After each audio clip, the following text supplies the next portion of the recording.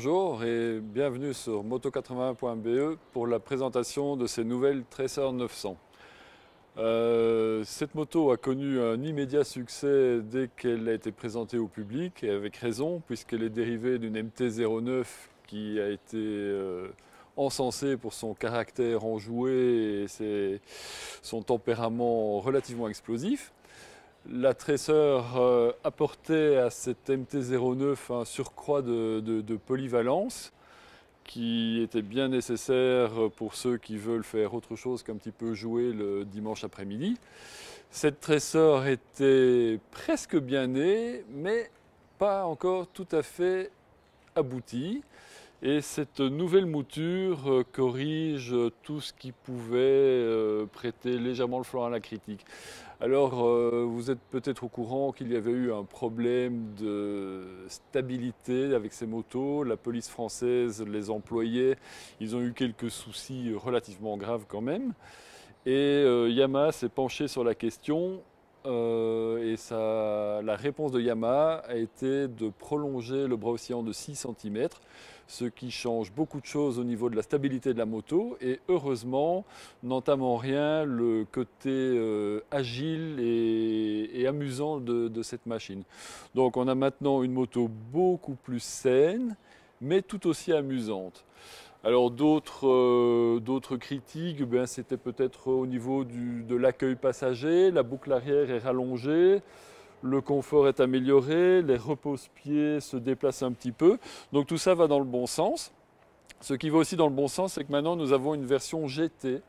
Alors cette version GT s'enrichit de meilleures suspensions qui sont réglables en précontrainte, amortissement et détente, ce qui n'est pas le cas de celle-là qui n'a que 2 réglages.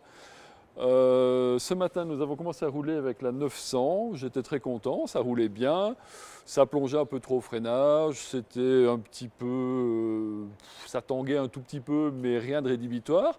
Quand j'ai pris le guidon de la 900 GT, j'ai quand même trouvé que les suspensions étaient nettement supérieures. En même temps, la GT offre une nouvelle bagagerie rigide avec des fixations intégrées, donc si on les enlève c'est assez joli.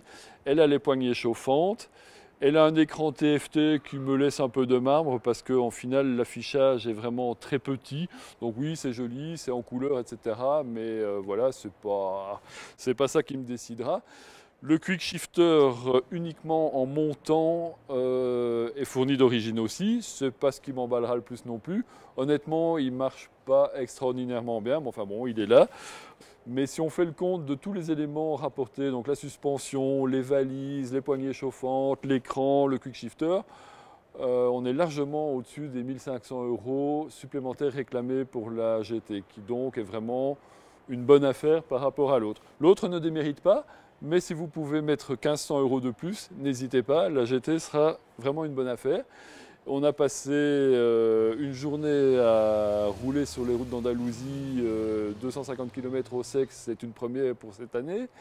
On s'est franchement bien amusé, c'est une excellente machine.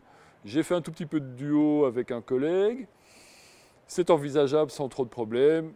C'est pas sa tasse de thé première, mais on peut envisager des petits week-ends à deux sans vrai souci. Il y a de la place, le pilote n'est pas embêté par la présence du passager. Le passager est relativement bien installé, les selles ont été revues, les poignées ont été revues aussi, elles sont un peu plus larges, elles sont un peu plus pratiques.